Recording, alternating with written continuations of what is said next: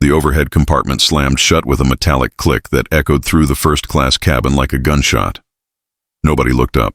Nobody ever did on Flight 2847 from Dallas to Washington, D.C., not at 6:47 a.m. on a Tuesday, when exhaustion wore business travelers like a second skin, and the only currency that mattered was silence. Except for the woman in 3A. She was tall, strikingly so, even seated. The kind of height that made flight attendants do a double take when she'd boarded, wondering if she'd hit her head on the doorframe. 6'2", maybe more. Her frame folded into the leather seat with the practiced efficiency of someone who'd learned long ago how to make herself smaller in spaces designed for average people. Dark auburn hair pulled back in a simple ponytail. No makeup, jeans, a faded gray hoodie, and worn hiking boots that had seen more miles than most people's cars. She looked like she was heading to a college reunion, not the nation's capital. Her hands, though. If anyone had been paying attention, and one person was, they would have noticed her hands. Long fingers, calloused in specific places. The kind of calluses that don't come from yoga or rock climbing. The kind that come from gripping throttles at 400 knots, from emergency descents, from muscle memory drilled into flesh over 10,000 hours in the cockpit. But she kept those hands folded in her lap, motionless, as the cabin filled with the ambient noise of departure preparation. Coffee? Juice? Water? The flight attendant's voice was practiced kindness. The woman in 3A looked up with gray-green eyes that seemed too alert for this hour, too focused. Water, please. Thank you. Midwest accent, polite, forgettable. The flight attendant smiled and moved on, already forgetting her. 3 rows back, in seat 6C, Captain Derek Stone wasn't forgetting anything. He was tall too, 6'4", with the bearing of someone who'd spent 20 years in military cockpits before transitioning to commercial aviation, Navy, FA-18 Super Hornets, 2 combat deployments. Now he flew 737s for American and tried not to miss the adrenaline. But right now, adrenaline was flooding his system for a different reason. He'd seen her board.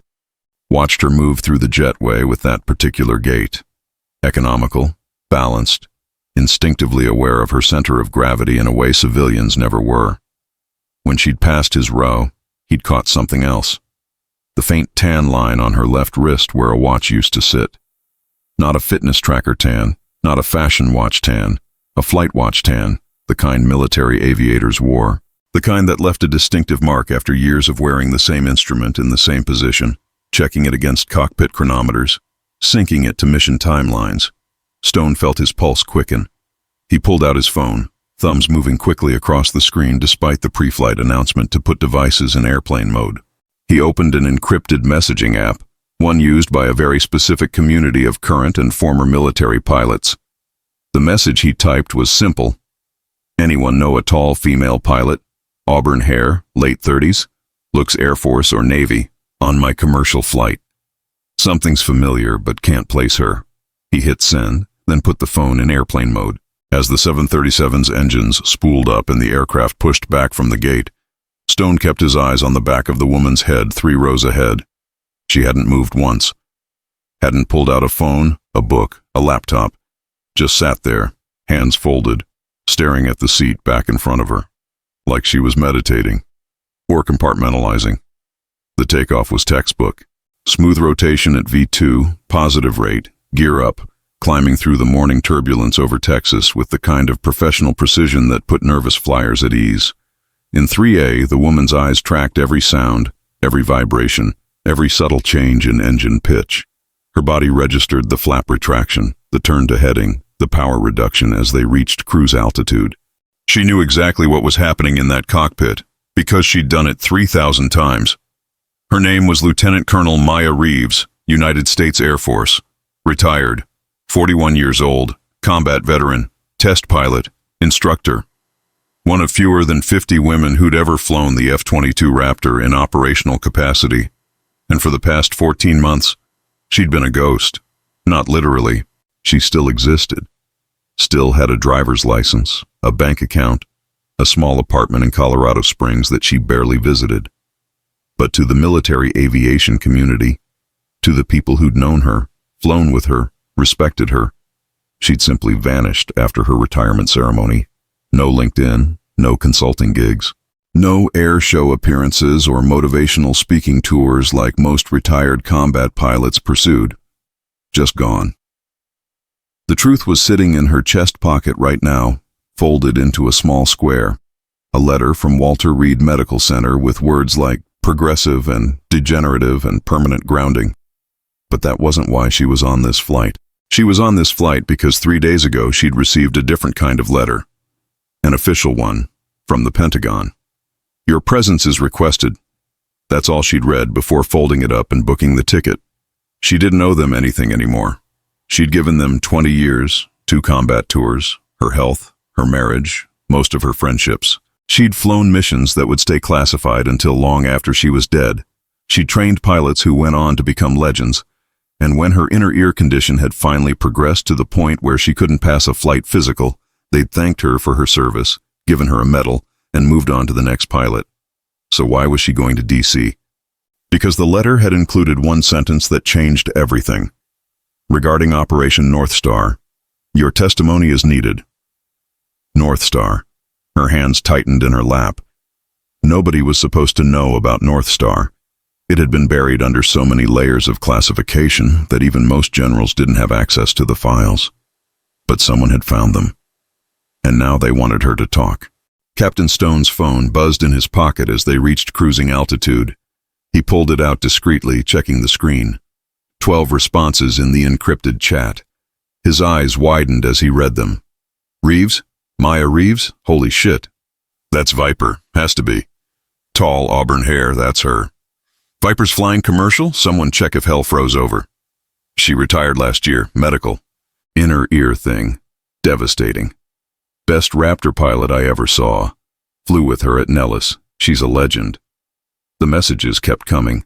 Some with stories, some with questions, all with a tone of reverence that made Stone sit up straighter. Viper. He'd heard the call sign before. Every military pilot had. It was spoken in the same breath as Yeager, Hopper, Swanson. The kind of name that made young aviators sit up straighter in briefings. And she was sitting 3 rows ahead of him, dressed like a college student, drinking water, looking at nothing. Stone's mind raced. Protocol said, leave her alone. Respect her privacy.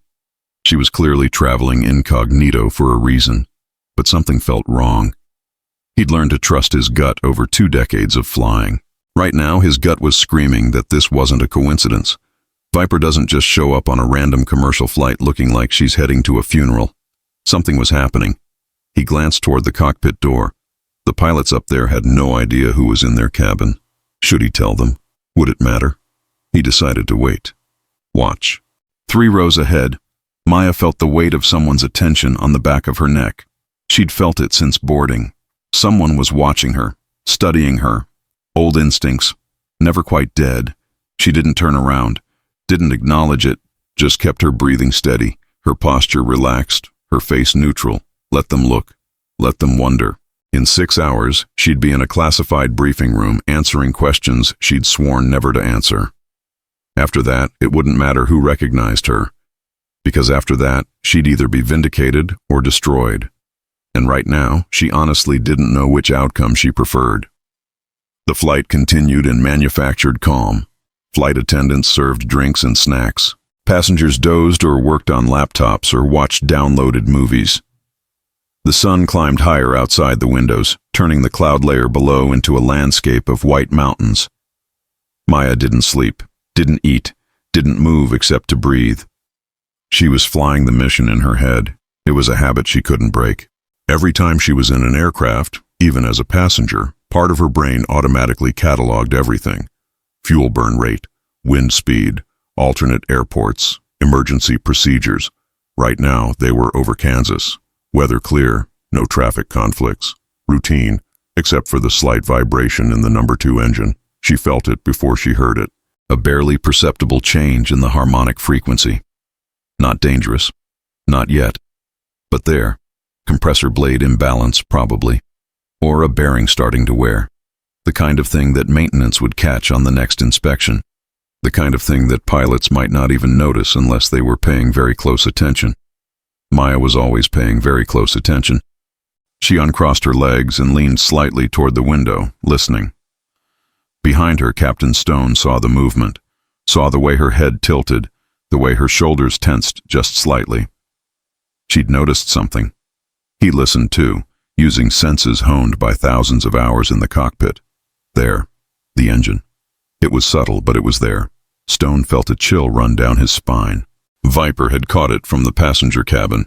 No instruments, no warning lights, just pure feel. That's why she was a legend.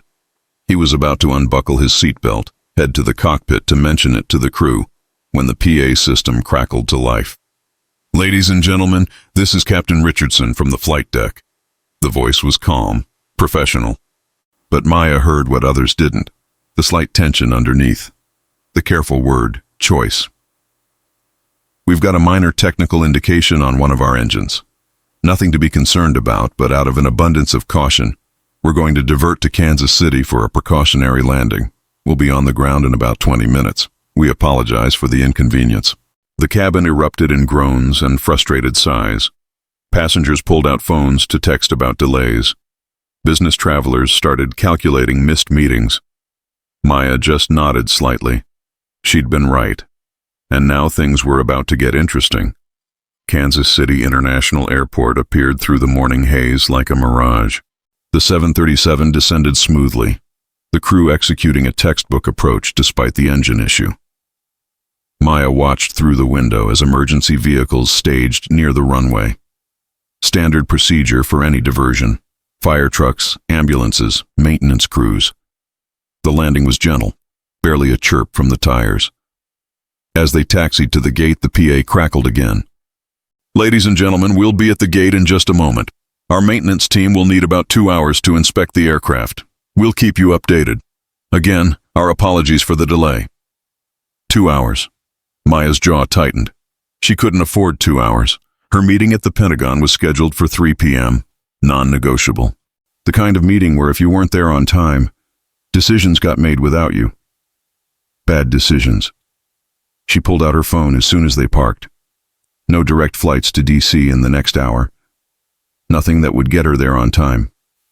She was trapped, unless her fingers moved across the screen, muscle memory from years of emergency planning. She pulled up a different app, one she hadn't used since retirement. The Military Air Transport Service database. She still had access. Her credentials hadn't been revoked, even though technically they should have been. She logged in, checked the flight board. There. A C-17 Globemaster departing Kansas City Air National Guard Base in 90 minutes. Destination: Joint Base Andrews, Maryland, just outside D.C. Her fingers hovered over the request button. Using military transport as a retiree was technically allowed in certain circumstances, but it drew attention. It created a paper trail. It announced to everyone that Colonel Maya Reeves was traveling to the capital on official business, which meant her testimony wasn't as secret as they'd implied, which meant someone wanted people to know she was coming. The question was, who and why? She closed the app without submitting the request. Think, Maya. Think like you're flying combat. Multiple threats, limited information, time pressure. What's the real mission here? The cabin door opened. Passengers began filing out, grumbling about delays, stretching legs, heading for airport coffee and bathrooms. Maya stayed seated. She watched them go, her mind working through scenarios. Someone had leaked North Star. That was obvious. Classified operations don't just surface in congressional hearings without inside help. Someone wanted her testimony. But was it to expose the truth, or to control the narrative? The Pentagon letter had been official but vague. No details on who requested her presence. No explanation of what specific questions she'd face. That wasn't normal. Normal would be a full briefing packet, legal counsel, preparation time. This felt like an ambush. She was about to stand when a shadow fell across her row. "Colonel Reeves?" The voice was deep, respectful, uncertain. She looked up. Captain Derek Stone stood in the aisle, tall and military straight even in civilian clothes. His eyes held the unmistakable recognition of one combat pilot seeing another. "I'm sorry to bother you, ma'am," he continued, his voice low. "I'm Captain Derek Stone, Navy, retired. I I recognized.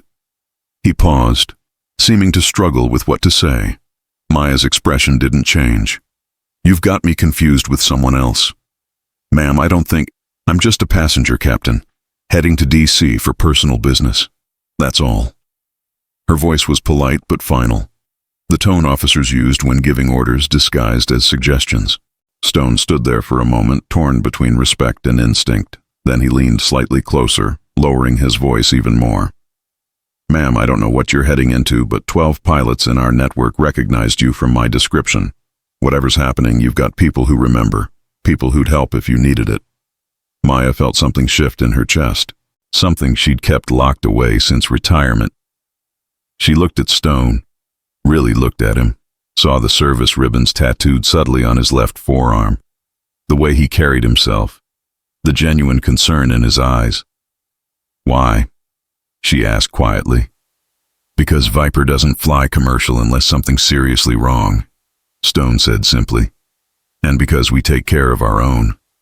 The cabin was nearly empty now, just the two of them and a flight attendant collecting trash at the far end. Maya made a decision. Sit down, Captain. Stone slid into the seat beside her, moving with the easy coordination of someone used to confined spaces. I need to get to D.C. by 3 p.m., Maya said quietly. That's not happening on this aircraft. I have alternative options, but they're complicated. The C-17 at the guard base, Stone said immediately. Maya's eyebrows rose slightly. You checked? Force of habit. Always have a backup plan. He pulled out his phone. I still have active status, reservist. I could request transport for both of us. Official business. They won't question it. That'll create a record. So will showing up late to wherever you're going. He had a point. Maya studied him for a long moment. You don't know what you're volunteering for. No, ma'am. But I know Viper's heading into something big enough to pull her out of retirement. And I know the Air Force doesn't send legends to D.C. for friendly chats. He met her eyes. Whatever's happening, you shouldn't walk in alone. The flight attendant was heading their way, politely indicating they needed to deplane. Maya stood, her full height unfolding. Stone stood too, and even at 6'4", he had to look up slightly. All right, Captain, she said quietly. Make the call. But if this goes sideways, you were never here. Stone smiled, the kind of smile combat veterans shared when accepting calculated risks. Roger that, ma'am. Wouldn't be the first time. They moved down the aisle together, two tall figures cutting through the crowded gate area with the unconscious precision of formation flying. Neither noticed the man in the gray suit watching from near the Hudson newsstand. He pulled out his phone, typed a quick message. She's making alternative transport arrangements, with assistance. Advise. The response came in seconds. Let her come. We want her confident. The man pocketed his phone and disappeared into the crowd. 45 minutes later, Maya and Stone cleared security at the Air National Guard base on the opposite side of the airport. The credentials Stone provided got them through with minimal questions, though the young airman checking IDs did a double-take when he saw Maya's retired ID card. Ma'am, are you? She's exactly who the ID says, Stone said smoothly. Official business, time-sensitive. The airman nodded quickly and waved them through. The C-17 sat on the tarmac like a gray whale, massive and purposeful. The rear ramp was down, loadmaster securing cargo for the flight. A major approached them, aviator sunglasses reflecting the sun. Captain Stone, I'm Major Reeves, aircraft commander. Maya's head snapped toward him. Reeves? The major grinned. No relation, ma'am. Though if you're the Colonel Reeves, it'd be an honor to share a name. He extended his hand. Welcome aboard. We've got you manifested as priority passengers. We'll be wheels up in 20 minutes. They climbed aboard, settling into the webbed seats along the fuselage wall. The interior was all business. No pretense of comfort, just function. As the loadmasters finished their work and the ramp began to close, Stone leaned toward Maya. You going to tell me what Operation North Star was? Maya was quiet for a long moment, watching the ramp seal shut, cutting them off from the outside world. You ever hear about the Chinese satellite that went dark in 2019? The one their government claimed was hit by space debris? Stone's eyes widened slightly. That was classified, Maya finished. Extremely. You flew that mission. It wasn't a question. Maya didn't answer directly. Some missions don't exist. Some aircraft never took off. Some pilots were never there. But if someone's asking you to testify, then someone wants those missions to exist again, for public record. She looked at him. The question is why, and why now? The engines spooled up, the familiar whine of military turbines filling the cargo bay. Stone was quiet, processing. You think it's a setup? I think it's Washington. Everything's a setup. The C-17 began to taxi, smooth and purposeful. Maya closed her eyes, letting the vibrations wash over her. For the first time in 14 months, she was on a military aircraft again.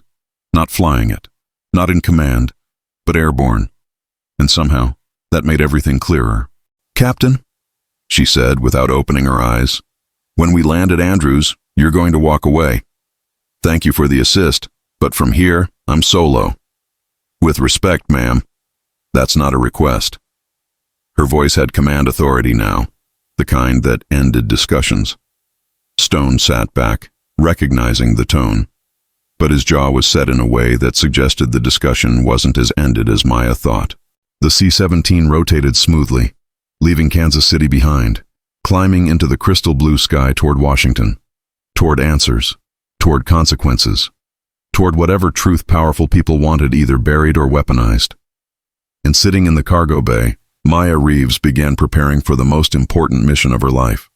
One she'd fly without a cockpit, without instruments, without backup. Just her word against the machine. Outside the windows, America passed beneath them at 500 miles per hour. Inside, a legend headed toward her reckoning. Joint Base Andrews appeared through the afternoon haze like a fortress of gray concrete and American power. The C-17 descended in a wide arc, its approach path taking them directly over the Pentagon, close enough that Maya could see the geometric perfection of the building, the memorial outside, the parking lots filled with thousands of vehicles belonging to thousands of people making thousands of decisions that shaped the world. One of those decisions had brought her here. The landing was smooth. Military precision, the kind of arrival that made civilian airlines look sloppy by comparison. As the aircraft taxied to the military terminal, Maya felt the familiar weight settling onto her shoulders. Not fear, not anxiety. Just the heavy certainty that once she walked off this plane, there was no going back. Some thresholds, once crossed, redefined everything that came after. The ramp lowered with a hydraulic whine. Late afternoon sunlight flooded the cargo bay, cutting sharp shadows across the corrugated metal floor. Stone stood first, grabbing his small backpack. Maya remained seated for a moment longer, taking 3 slow breaths. An old ritual. The same breath she'd taken before every combat sortie. Center yourself. Focus. Execute. Ma'am, Stone said quietly. Last chance to change your mind about going alone. Maya stood, unfolding to her full height in the cramped space. I appreciate the concern, Captain, but you've done enough. Go home to your family. No family, ma'am. Divorced 3 years ago. Job hazard. He said it matter-of-factly without self-pity. So, if the offer stands, it doesn't. They walked down the ramp together. The tarmac was organized chaos, aircraft being serviced, vehicles moving with purpose, personnel executing the endless choreography of military logistics. A black SUV sat waiting 30 meters away. Government plates, tinted windows, engine running. Of course they knew she was coming. Maya stopped at the bottom of the ramp, turning to Stone. Captain, I'm going to say this one more time, and I need you to hear me. Whatever's about to happen, you don't want your name attached to it. Walk away. That's an order from a superior officer. Stone smiled slightly. You're retired, ma'am. Can't give me orders. Derek. She used his first name deliberately. Please. Something in her voice made him pause. Not fear, something deeper. The kind of tone people used when they were trying to protect someone from seeing something that couldn't be unseen. He studied her face for a long moment, then nodded slowly. Roger that, Colonel. But my number's in your phone from the messaging app. If you need extraction, I won't. You call, any time, day or night. She nodded once, turned, walked toward the SUV without looking back. Stone watched her go, every instinct screaming that he should follow. But he'd learned long ago to trust when a superior officer said, stand down. Even when everything else suggested the opposite. The SUV door opened as Maya approached. A man in a dark suit stepped out, tall, probably 6'1", with the rigid posture of military background and the dead eyes of intelligence community work. Colonel Reeves, I'm Agent Morrison, DoD Security. Please come with me. Not a request. Maya climbed into the back seat. Morrison followed, closing the door with a solid thunk that sealed them into climate-controlled silence. The driver, another suit, another dead-eyed professional, pulled away immediately, heading toward the base exit with practiced efficiency. Your hearing is scheduled for 1500 hours, Morrison said, checking his watch. We're running tight, but we'll make it. You'll be briefed en route. I was told this was voluntary testimony, Maya said evenly. It is. Voluntarily required. Morrison's face didn't change. The Senate Intelligence Committee has questions about Operation North Star. You were the mission commander. You have information they need. North Star is classified above congressional oversight. Was classified. Classification was partially lifted 2 weeks ago by executive order. Maya felt ice in her stomach. Partially lifted? Enough to allow congressional inquiry into operational decision-making and rules of engagement. Not enough to reveal technical specifications or intelligence sources. That's a very narrow window. Yes, ma'am. Narrow enough that you'll need to be very careful about what you say. It was a warning. Friendly in tone, lethal in implication. They were passing through the gate now, merging onto the Capitol Beltway. Traffic was heavy, always was at this hour. The SUV moved with authority, government plates granting deference from other drivers. Morrison opened a briefcase, pulling out a tablet. You'll be questioned by 6 senators, 3 from each party. The session is closed door, but transcripts will be compiled for classified review. No recording devices allowed. No legal counsel permitted. This isn't a trial. Just feels like one, Maya said quietly. Morrison glanced at her. For just a moment, something human flickered in his eyes. The senators want to know if North Star represented an unauthorized act of war, whether rules of engagement were violated, whether command authority was properly exercised. In other words, they want a scapegoat. In other words, they want truth. What you do with that is your call. He handed her the tablet. These are the senators you'll face. Read quickly. Maya scanned the profiles. 3 Republicans, 3 Democrats, all senior members of the Intelligence Committee, all with military backgrounds, all smart enough to know the right questions to ask. And there, in the middle of the list, was the name that made everything click into place. Senator Richard Callaway, former Air Force, former fighter pilot, former instructor at the weapons school. Her instructor 20 years ago, the man who'd written her first fitness report, the man who'd recommended her for test pilot school, the man who'd opened every door that led to her becoming Viper, and according to this profile, the man who'd specifically requested her testimony. Morrison, she said quietly, this isn't about North Star. Ma'am? Callaway didn't bring me here to ask about a mission. He brought me here to protect it. She looked at the agent. Someone's trying to use North Star to embarrass the Air Force, or the administration, or someone. And Callaway needs me to tell the right version of the story.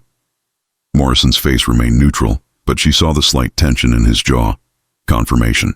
I can't comment on Senator Callaway's motivations, ma'am. You don't have to. She handed back the tablet, mind racing. This wasn't testimony. It was theater. Someone had leaked North Star, probably someone in the intelligence community with an axe to grind. The leak forced congressional attention. But North Star, properly explained, wasn't scandalous. It was brilliant. A precision operation that eliminated a Chinese surveillance satellite capable of tracking every American carrier group in the Pacific. No casualties, no debris field, no international incident. Just a satellite that suddenly stopped working, and a Chinese government too embarrassed to admit what it had really been doing. The mission had been approved at the highest levels. Presidential finding. Full legal review. Executed perfectly. So why the hearing? Unless... The leak didn't come from our side, Maya said, thinking out loud. It came from the Chinese. They're forcing the issue, making us either admit to the operation or look weak denying it. Morrison's silence was answer enough. The SUV was approaching the Pentagon now, the massive building looming against the afternoon sky like a monument to American power. "One more thing, Colonel," Morrison said as they pulled into the secure entrance. "There are people in that room who want you to succeed, and people who want you to fail. The trick is knowing which is which." "Any advice on that?" "Yeah. Trust the ones who ask simple questions. The complex questions are always traps." The SUV stopped. Morrison opened the door. "Welcome back to the fight, Colonel." The Pentagon's interior was exactly as Maya remembered it. Endless corridors, numbered rings, color-coded departments, thousands of people moving with purpose through a building that was essentially a small city, designed around the concept of organized violence in defense of national interests. Morrison led her through security checkpoints, down E-ring, then into a less-traveled section marked Skiff Access, Authorized Personnel Only. Sensitive compartmented information facility. The rooms within rooms where America's deepest secrets lived. They stopped outside an unmarked door. Morrison swiped a badge, placed his hand on a biometric scanner, waited for the light to turn green. "You'll have 15 minutes before the committee arrives," he said, opening the door. "Use it wisely." Maya stepped inside. The room was small, maybe 20 by 20 feet. A conference table dominated the center, surrounded by 8 chairs. No windows, no decorations. Just acoustic tiles, recessed lighting, and the subtle hum of white noise generators, designed to prevent electronic eavesdropping. And sitting at the far end of the table, in his Air Force dress uniform, despite being retired for 5 years, was Senator Richard Calloway. He stood as she entered, and even at 68, he moved like a fighter pilot, quick, balanced, ready. "Maya."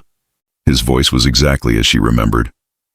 Command presence wrapped in Texas drawl. "Senator." She remained standing, keeping the table between them. "Oh, for Christ's sake, we're not doing this formal bullshit." He moved around the table, closing the distance. "Give me a hug, kid." She did, because some orders you followed from muscle memory. He was tall, 6'3", and when he wrapped his arms around her, she was 16 again, fresh from basic, terrified of washing out. And this man had been the first to tell her she had what it took. "You look like hell," he said, stepping back to study her face.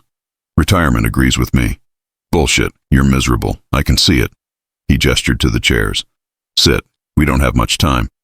They sat across from each other, 2 combat pilots separated by decades in rank, but connected by something deeper, the understanding that came from having flown into the dark and made it back. "Why am I here, Richard?" "Because someone's trying to bury North Star, and you, and me, by extension, since I was part of the chain of command that approved it. The Chinese leaked it." "That's the assumption. Can't prove it. But the circumstantial evidence is strong. They're playing a long game, embarrassing us, forcing us to either admit to the operation or look impotent denying it. So admit it. The mission was legal, justified, successful." Calloway sighed, rubbing his face. "It's not that simple anymore. The current administration is different from the one that approved North Star.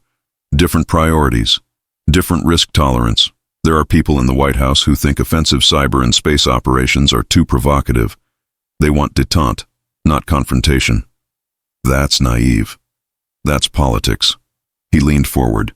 "Maya, there are senators coming into this room in 10 minutes who want to use your testimony to prove that the previous administration engaged in reckless brinksmanship. They want to paint North Star as cowboys playing with fire.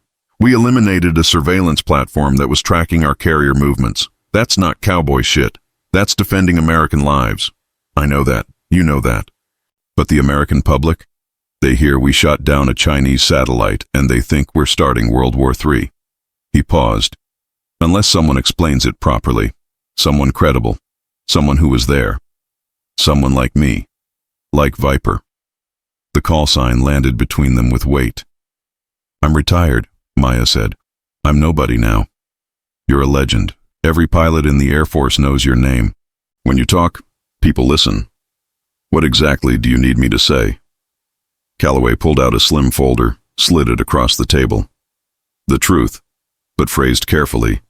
Yes, we conducted the operation. Yes, it was authorized. Yes, it was necessary.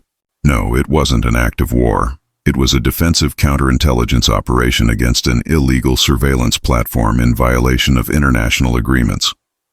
Maya opened the folder. Inside were suggested talking points, carefully worded to thread the needle between admission and justification.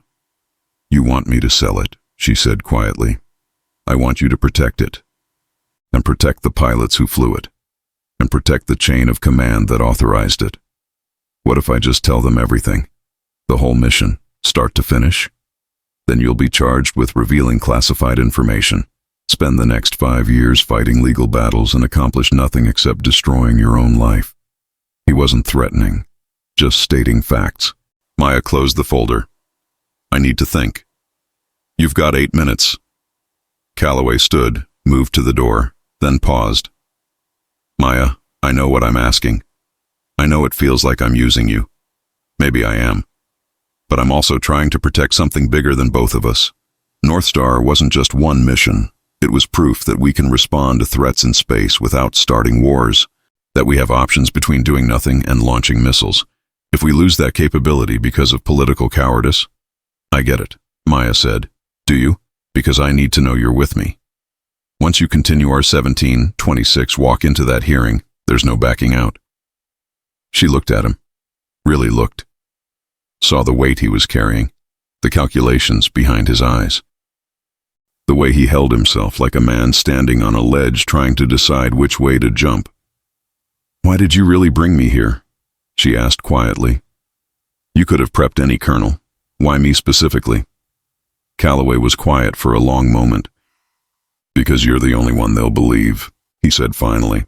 The only one with enough credibility that when you say it was necessary, they'll accept it.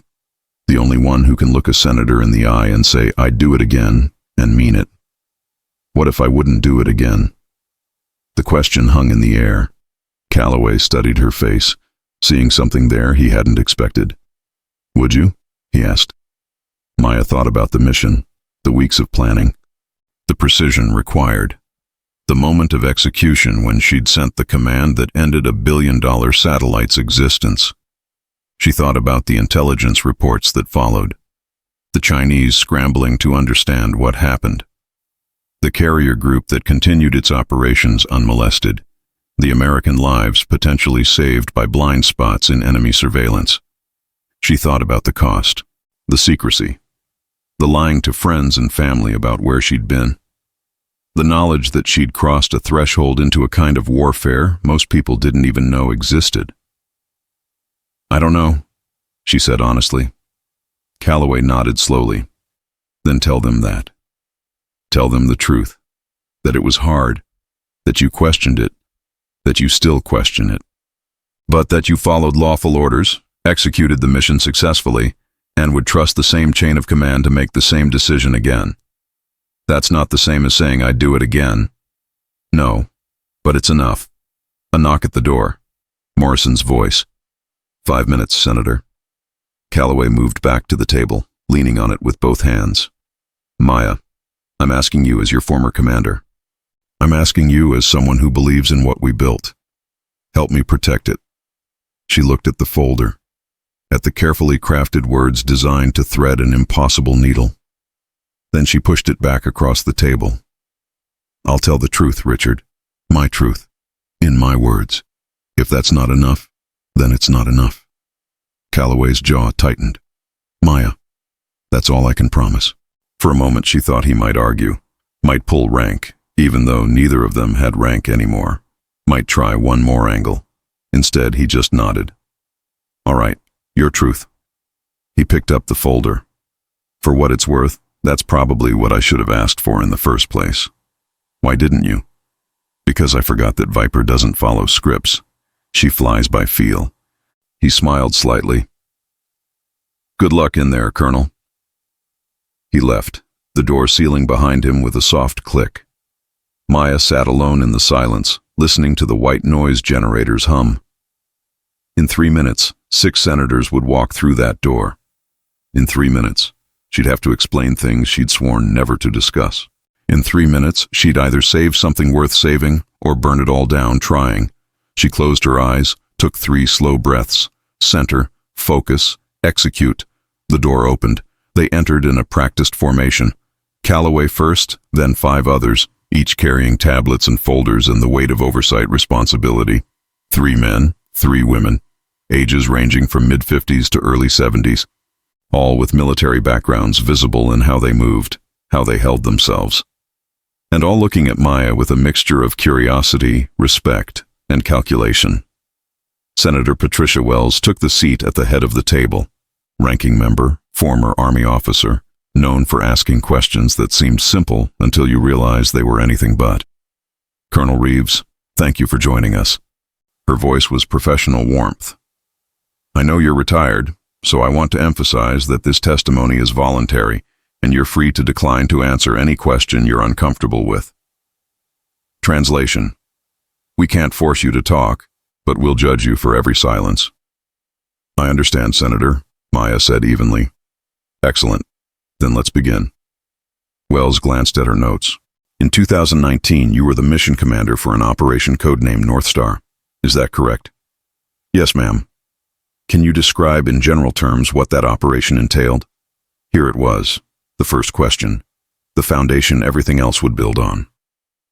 Maya looked around the table, meeting each senator's eyes in turn, reading them, gauging them.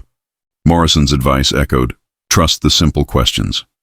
This question wasn't simple. It was a trap disguised as an opening. Senator, before I describe the operation, I need to establish context. May I? Wells seemed surprised but nodded. Please. In 2018, the intelligence community became aware of a Chinese satellite designated GX-47. Publicly, it was described as a communications relay. In reality, it was a signals intelligence platform capable of tracking American naval movements across the Pacific. It represented a significant threat to operational security. That's a matter of interpretation, Senator Harrison cut in, former Marine, known skeptic of interventionist policy. The Chinese would argue they had every right to monitor activities near their territorial waters. They would argue that, Maya agreed. They'd be wrong. GX-47 violated multiple international agreements regarding military observation platforms. Its capabilities exceeded anything permitted under existing treaties. And that's your assessment? Harrison pressed. That's the intelligence community's assessment. I read the reports. I saw the data. The threat was real. So real that we needed to destroy it. This from Senator Michaels, former Navy, generally hawkish but unpredictable. We didn't destroy it, Senator. The room went quiet. Excuse me?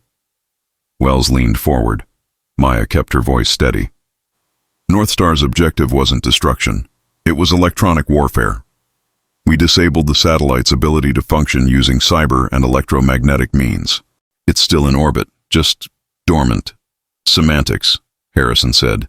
The result is the same. The result is absolutely not the same, Maya countered.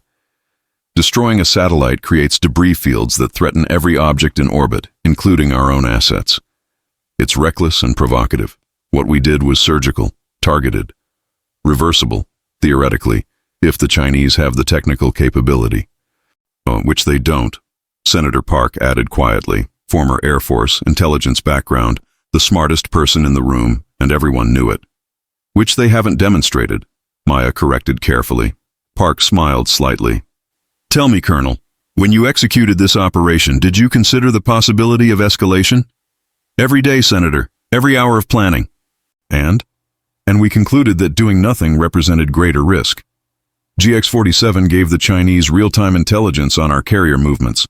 That capability in a crisis scenario could mean the difference between a carrier group successfully defending itself or being overwhelmed. It was an unacceptable vulnerability. So you decided to eliminate it. I decided to follow lawful orders from the chain of command that had determined elimination was necessary. Did you agree with those orders? The room held its breath. This was it. The real question under all the others. Not what happened, not how, but whether she believed it was right. Maya thought about lying, thought about giving the clean answer that would satisfy everyone. Then she remembered her promise to Calloway, and to herself. My truth, my words. Senator, I was scared every moment of that mission. Scared of failure. Scared of consequences.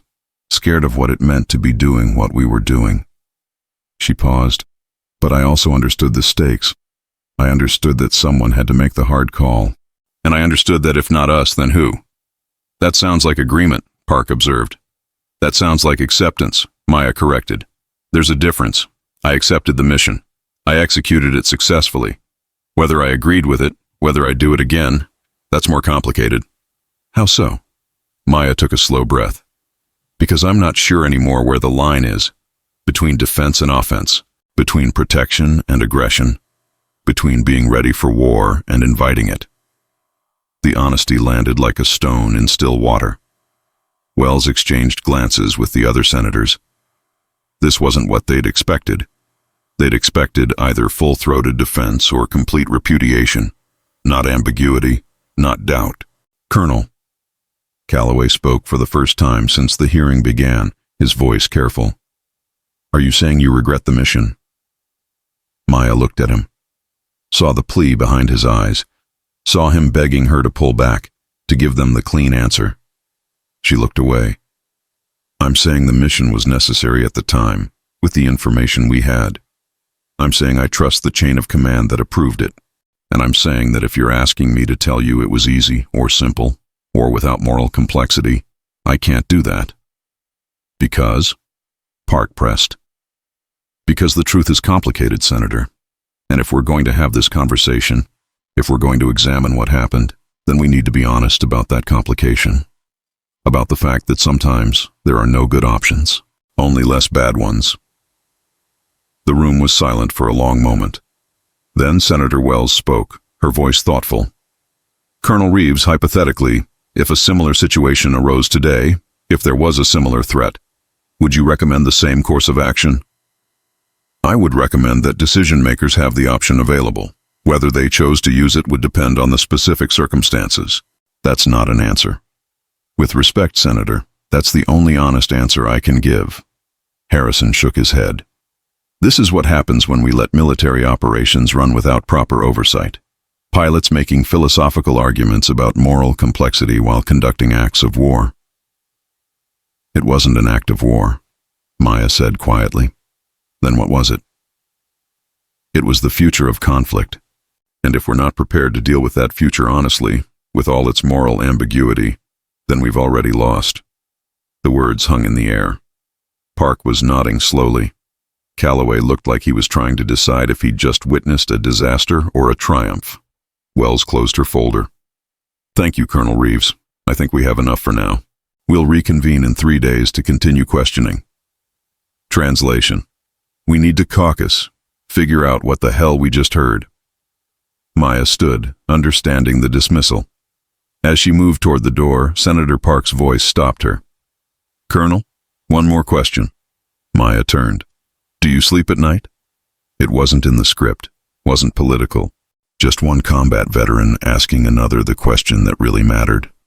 Maya met her eyes. Sometimes, she said quietly, when I remember why we do this, when I remember what we're protecting. And the other times I stay awake and wonder if we're protecting it the right way. Park nodded, her expression unreadable. Thank you for your honesty. Maya left, Morrison materializing to escort her out. Behind her, in the skiff, 6 senators sat in silence. Finally, Harrison spoke. Well, that was either the most authentic testimony I've ever heard or the most calculated performance. Does it matter? Calloway asked quietly. Probably not. Wells stood. What matters is figuring out what we do with it. They filed out, each carrying different conclusions about what they'd just witnessed. None of them certain. All of them affected. In the hallway, Maya leaned against the wall, suddenly exhausted. Morrison appeared with a bottle of water. That was interesting. That was a disaster. Maybe, or maybe not. He checked his phone. The SUV will take you wherever you need to go. Airport. First flight back to Colorado. Ma'am, you're scheduled for follow-up testimony in 3 days. Then they'll have to reschedule. She started walking, needing to move, needing air. I gave them what they asked for. I gave them truth. If that's not enough. Her phone buzzed. A text from an unknown number. Senator Park wants to meet, privately, tonight. Says it's important. Maya stopped walking. Morrison was reading over her shoulder. Your call, Colonel, but Senator Park doesn't make social invitations. Maya looked at the message for a long moment. She should leave. Should get on a plane and go home and let Washington sort out Washington. Should let other people deal with the consequences of truth-telling. But she was Viper, and Viper didn't leave missions unfinished. She typed a response. Where and when? The reply came immediately. Lincoln Memorial, 2100 hours. Come alone. Maya looked at Morrison. What's happening? Above my pay grade, ma'am, but if I had to guess? He paused. You just opened a door that powerful people wanted to keep closed. Now everyone's trying to figure out which side of that door they want to be on. And Senator Park? She's the smartest person in the Senate, which means she's either your greatest ally or your most dangerous enemy. How do I tell which? Morrison smiled without humor. You show up at the Lincoln Memorial and find out. He walked away, leaving Maya alone in the corridor. Outside, through the Pentagon's walls, Washington continued its eternal dance of power and influence and carefully calculated truth. And Maya Reeves, former fighter pilot, former legend, current question mark, checked her watch. 5 hours until the meeting. 5 hours to decide how much more truth she was willing to tell, and to whom. The Lincoln Memorial at night was a temple of marble and shadow, illuminated by floods that turned the stone into something almost holy. Tourists were sparse at this hour, mostly international visitors on tight schedules, a few dedicated photographers chasing that perfect shot of the reflecting pool, couples seeking romantic backdrops. Maya Reeves stood at the bottom of the steps, looking up at the massive statue of Lincoln seated in judgment over a capital that had grown far beyond anything he could have imagined. She'd arrived 20 minutes early. Old habits. Survey the terrain, identify exits, note potential threats. Not that she expected threats, not really. But you didn't survive 20 years of military service, including combat deployments and classified operations, without developing a healthy paranoia about late-night meetings in public places. Her phone buzzed. A text from Captain Stone. Still alive? Haven't heard from you since Andrews. She typed back. Still alive. Complications. Will update when I can. His response was immediate. Complications usually means trouble. Say the word, and I'm there. She almost smiled. Combat pilots. Always ready to fly into the dark. Stand by. I'll call if needed. She pocketed the phone and climbed the steps, her long legs taking them 2 at a time despite the day's exhaustion weighing on her shoulders. Inside the memorial, the temperature dropped 10 degrees. The marble held the coolness of the night, radiating it back into the columned space.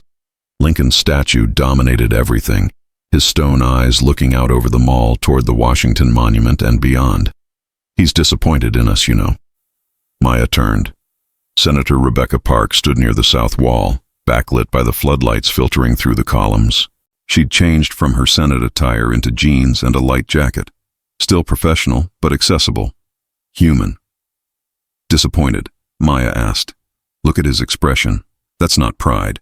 That's a man who saved the Union only to watch it spend the next 160 years trying to tear itself apart again. Park moved closer, her footsteps echoing softly. He'd probably tell us we're doing it wrong. Are we? Doing what wrong? Specifically? Maya gestured vaguely at the building behind them, at the city beyond. All of it. The oversight. The secrecy.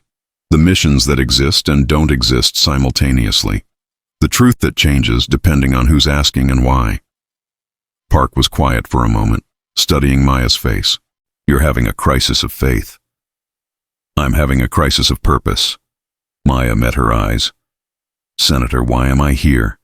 And don't say because you want to ask more questions about North Star. You could do that in the skiff. You're right, I could. Park moved to lean against one of the columns, casual but alert. I asked you here because what you said today scared the hell out of some very powerful people, and intrigued some others, and I wanted to find out which category I should put you in before things get more complicated. Scared them how? Because you didn't play the game. You didn't give us the clean answer that everyone wanted. You gave us ambiguity, doubt, moral complexity. Park smiled slightly. Washington hates complexity. It doesn't poll well. It doesn't fit into talking points. It makes people think. That's a bad thing? In this town, usually yes. Park paused. But sometimes, rarely, it's exactly what's needed. A voice that won't be simplified. A story that refuses to fit the narrative. Maya crossed her arms. I'm not a story, Senator. I'm a retired pilot who wants to go home. Except you're not going home. You're still here, still engaged, still trying to figure out if what you did mattered. Park's voice was gentle but precise. I recognize that look, Colonel. I wore it for years after I left the service. That look of someone trying to reconcile what they were with what they are, what they did with what it meant. And did you? Reconcile it? Eventually, by accepting that some questions don't have answers. They just have responses, ways of living with the uncertainty. Park pushed off the column. Colonel Reeves, Maya, there are people who want to use North Star as a weapon. Some want to weaponize it against the previous administration. Some against the intelligence community. Some against the military itself. And you? I want to understand it. Really understand it. Not the technical details. I've read the mission reports. But what it represents. What it means for how we conduct warfare in the future. Why? Because I'm on the Armed Services Committee. Because I'm helping write the next defense authorization bill. Because decisions I make will determine what capabilities our military has, how they're used, what oversight exists. Park moved closer. And because I need to know if operations like North Star represent the future of intelligent deterrence or the beginning of something we can't control. Maya was quiet for a long moment, looking past Park toward Lincoln's stone face. You want to know if we crossed a line, she said finally. I want to know if there even is a line anymore, or if it's moved so many times that we've lost track of where it was supposed to be. That's a philosopher's question, not a senator's. Then maybe senators should be philosophers too. Park pulled out her phone, checked something, put it away. Maya, I'm going to tell you something that's not public yet. Tomorrow morning, the Chinese government is going to release a statement acknowledging that GX-47 was destroyed by American military action. They're going to demand explanations, reparations, and public apology. Maya felt ice in her stomach. That's escalation, yes. Deliberate escalation designed to put maximum political pressure on the current administration. Park's expression was grim. They're betting that our government will panic, throw someone under the bus, claim the operation was unauthorized. They're betting on us eating our own. Are they right? Probably. The White House is already drafting statements distancing themselves from the previous administration's decisions. State Department is preparing to offer clarifications about our space policy. Pentagon is quietly reviewing everyone who had anything to do with North Star, including me. Especially you. You're the face of the operation, the one who executed it. The one whose testimony is now on record expressing doubt. Maya closed her eyes. I walked into a trap. No, you walked into Washington. The trap was already here. You just happened to be honest while standing in it. So what happens now? Park was quiet for a moment. When she spoke, her voice was careful. That depends on what you do next. If you go home, stay quiet. Let the bureaucrats handle it. You'll probably be fine. They'll bury your testimony, classify your name, make you disappear into the comfortable obscurity of retirement. And North Star? Becomes a scandal, a mistake, evidence of reckless adventurism that the current administration would never tolerate. The capability gets mothballed, the doctrine gets rewritten, and the next time there's a threat like GX-47, we do nothing because we're too afraid of political blowback. That's strategic suicide, yes. Park turned to face Maya directly. Or, you stay, you testify again, you make the case, clearly, forcefully, for why North Star wasn't just necessary but representative of the kind of capability America needs to maintain. You give us political cover to defend the operation. I told you I won't lie. I won't pretend it was simple. I'm not asking you to. I'm asking you to trust that complexity can be a strength, that honesty about difficult decisions is better than false certainty about easy ones. Maya studied Park's face, trying to read the calculation behind the words. Why do you care? She asked. Really, you're a senator. You've got 100 issues more important than one pilot's moral crisis. Park smiled, but there was sadness in it. Because 15 years ago, I flew medevac helicopters in Afghanistan, and one night we got a call about casualties at an outpost under attack. The weather was shit, visibility near zero. Our commander said no go, too dangerous. She paused, looking at Lincoln. I flew anyway, argued that American lives were worth the risk. We got there, extracted 8 wounded soldiers, lost 1 crew member when we took ground fire on the way out. Park's voice was steady but tight. The soldier we lost was 23, had a kid back home. I think about him every day. Wonder if I made the right call. Wonder if those 8 lives justified his death. Wonder if I was brave or reckless. You can't know, Maya said quietly. No, I can't. But I can make sure that the next pilot facing that decision has support, has doctrine, has leadership that won't hang them out to dry when things get complicated. Park met Maya's eyes. That's why I care. Because I know what it's like to make impossible decisions and then spend years wondering if you're a hero or a war criminal. The honesty landed between them, raw and real. Maya thought about her own impossible decisions, the missions that couldn't be discussed, the choices made in fractions of seconds that echoed for years. Senator, she said slowly, if I stay, if I testify again. What exactly are you asking me to say? I'm asking you to explain North Star the way you understand it, not sanitized, not simplified. The actual calculation, the threats we faced, the options we considered, the reasons the mission was necessary. And yes, the doubts you still have. Park paused. But also the conviction underneath those doubts, the part of you that knows, despite everything, that it was the right call. What if I'm not sure it was? Then say that too. But also say why you followed the order anyway, why you trusted the system, why you believe in the institution even when you question specific decisions. Maya turned away, moving to one of the columns, placing her palm against the cool marble. You're asking me to sell something I'm not sure I believe in. I'm asking you to defend something you're part of. There's a difference. Is there? Park moved to stand beside her, both of them looking out at the reflecting pool, at the lights of Washington shimmering on dark water. Maya, I've read your file. Not the official one. The real one. The classified assessments, the peer reviews, the evaluations from commanders you flew with. Park's voice was quiet. You know what they all say? They say you're the most naturally gifted pilot they've ever seen, that you have instincts that can't be taught, that you make decisions in combat that somehow thread impossible needles. So how do you do that? How do you make split-second decisions with incomplete information and somehow get it right more often than should be statistically possible?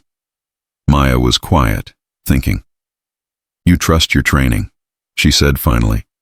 You trust the briefings. You trust that the people giving you orders have information you don't. And then you trust your gut to make the call when everything's happening too fast for conscious thought. Exactly. You trust the system that built you, the institution that trained you, the chain of command that prepared you. Park turned to face her. That's what I'm asking you to articulate. Not blind faith, but earned trust in a system that, despite its flaws, produces people like you. Decisions like North Star, even when the system makes mistakes. Especially then, because the alternative is paralysis, is doing nothing because we're too afraid of being wrong. Park's voice was intense now. Maya, the Chinese are betting that we're too scared to defend our own capabilities, that we'll apologize for being strong, that we'll dismantle our own deterrence because some senator wants sound bites about peace. And you want me to stop that. I want you to tell the truth in a way that lets us keep the capabilities we need. Is that using you? Probably. But it's also giving you a chance to shape how the next generation of pilots will be empowered or constrained by politics. Maya closed her eyes, feeling the weight of it. She'd thought the hard part was flying the mission, executing North Star, making the technical decisions that disabled a satellite and changed the strategic calculus in the Pacific. But that had been easy compared to this. This was fighting without a cockpit, without clear targets, without rules of engagement beyond, "Don't make it worse." "If I do this," she said slowly, "I need something from you. Name it. Protection for my team, the other pilots, the ground crew, everyone who touched North Star. If this goes public, they'll all be exposed. I need to know they won't be sacrificed for political convenience." Park nodded immediately. "Done. I'll personally ensure that any testimony or investigation focuses on command-level decisions, not individual operators. Your people will be protected. And I want to see the Chinese statement before it goes public. I want to know exactly what I'm responding to. I can get you an advance copy, probably by 0600. And I want Captain Derek Stone granted security clearance for this. He helped me get here. If I'm staying, I want him read in." Park raised an eyebrow. "The reservist pilot? Why?" "Because I trust him. And because if I'm going to fight, I want someone at my back who understands how pilots think." "Consider it done." Park extended her hand. "So you're staying?" Maya looked at the hand for a long moment, then she shook it. "I'm staying, but on my terms. I tell the truth as I see it. If that's not helpful to your agenda, that's not my problem." "Fair enough." Park smiled. "Though I suspect your truth is going to be more helpful than you think." They stood in silence for a moment, two tall women in the shadow of a tall president, making decisions that would ripple in ways they couldn't fully predict. "Senator," Maya said quietly, "do you ever wonder if we're the good guys?" "Every day. And I keep coming back to the same answer. We're trying to be. In a complicated world, with incomplete information, against adversaries who definitely aren't. That has to count for something. Does it? I hope so. Because if it doesn't, we're all fucked." The vulgarity, coming from a senator, should have been surprising. Instead, it was refreshing. Human. Maya found herself almost smiling. "All right," she said. "I'm in. Now what?" "Now you go back to your hotel, get some sleep, and meet me at my office at 0700. We'll prep your testimony. Review the Chinese statement. Figure out how to present North Star in a way that's honest but defensible. And if the committee doesn't like what I say, then we'll deal with that, together." Park started walking toward the steps. "Maya, you're not alone in this. I know it feels like it. But there are people, more than you think, who want to do the right thing. We just need to figure out what that is." They descended the steps together, moving from marble and floodlights into the darkness beyond. At the bottom, Park turned. "One more thing, that crisis of purpose you mentioned. Don't try to resolve it too quickly. Some tensions are productive, keep you sharp. Or they tear you apart. Only if you let them. Pilots understand that better than anyone. You can't fly a plane that's perfectly balanced. You need tension between surfaces, need conflict between forces. That's what creates lift." Maya considered that. "Is that a metaphor?" "It's aerodynamics. The fact that it's also a metaphor is just convenient." Park smiled. "Get some sleep, Colonel. Tomorrow's going to be interesting." She walked away, leaving Maya standing at the base of the memorial. Above, Lincoln watched with stone eyes, disappointed or proud or simply enduring. Impossible to say. Maya pulled out her phone, sent a text to Stone. "Complications have escalated. May need that backup after all. Can you get to D.C. tonight?" The response came in seconds. "Already here. Been at a hotel near the Capitol since you went into your hearing. Call me," she called. "You're supposed to have gone home," she said when he answered. "I'm supposed to watch the back of friendly aircraft," Stone replied. "Where are you? What do you need?" "Lincoln Memorial. I don't know. Someone to tell me I'm not crazy." "You're not crazy. You're in Washington. It's different." Despite everything, she laughed. "Can you meet me?" she asked. "Give me 20 minutes. He was there in 15, jogging up in running clothes that suggested he'd been nearby, staying ready, staying alert. They sat on the memorial steps, two tall pilots looking at the reflecting pool, not talking for a while. Finally, Stone spoke. "So, how bad is it?" "Bad, complicated, but maybe manageable if I don't screw it up." "You won't. You don't know that. I know you flew combat missions in hostile airspace with threat systems trying to kill you and brought everyone home. I know you're Viper. You don't screw things up." "Derek, I'm not Viper anymore. I'm just Maya, and Maya's scared." "Good. Smart people are scared. It's the idiots who think they're invincible that get killed." She looked at him. "Why are you here? Really? You barely know me." Stone was quiet for a moment. "After I retired, I felt lost. Like my purpose had evaporated. I was flying 737s full of business travelers and families and thinking, is this it? Is this what I spent 20 years preparing for?" He paused. "Then today, I saw you on that plane. Saw the way you carried yourself, the way you noticed the engine issue. And I remembered what it felt like to be around people who mattered. Missions that mattered. This might not end well. Most important things don't, but at least they mean something." Maya nodded slowly, felt something settle in her chest. "All right, then here's the situation." She briefed him. Everything. North Star, the hearing, the Chinese statement, Park's proposal, the decision to stay and fight. Stone listened without interrupting, his expression shifting from surprise to concern to something like pride. When she finished, he was quiet for a long moment. "You need a wingman," he said finally. "I need someone who won't let me lose myself in this.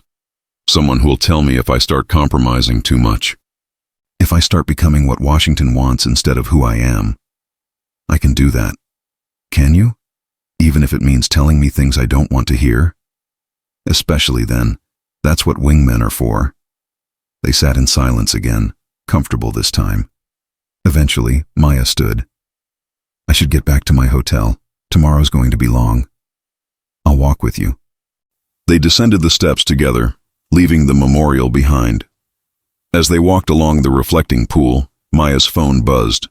A message from an unknown number. "Colonel Reeves, this is Harrison's chief of staff. The senator wants you to know that tomorrow's hearing will include questions about your medical retirement, specifically your inner ear condition and whether it affected your judgment during North Star. Thought you should have warning." Maya stopped walking, reading the message twice. "What?" Stone asked. She showed him. His expression darkened. "They're going after your health? That's low. That's Washington." Maya pocketed the phone. "They can't attack the mission directly, so they attack my credibility. Suggest I was impaired, that my medical condition makes my testimony unreliable. That's bullshit. Your condition is progressive. It wasn't a factor during North Star." "I know that, but they'll make it sound like I've been compromised since the beginning, like everything I've said is suspect. So what do you do?" Maya stood there for a moment, thinking. Then she smiled, not with humor, but with recognition. "I tell them the truth. Again. About the condition. About how it feels to lose the thing that defines you. About how it makes every memory sharper because you know you can't make new ones." She looked at Stone. "I tell them that losing my ability to fly made me understand exactly what was at stake with North Star, what we were protecting, what matters. Turn their attack into your strength. Turn their attack into context." She started walking again, faster now, energized. "Derek, I need you to help me prep. Everything about the medical condition. Timeline, symptoms, treatment. I need to own that narrative before they weaponize it. Done. We'll work all night if we have to." They continuer 1730 walked faster, purposeful, two pilots planning a mission. Behind them, the Lincoln Memorial glowed in the night, its resident philosopher-warrior watching over a city that never stopped fighting, never stopped calculating, never stopped turning people into symbols and symbols into weapons. But sometimes, occasionally, the weapons fought back, and sometimes they won.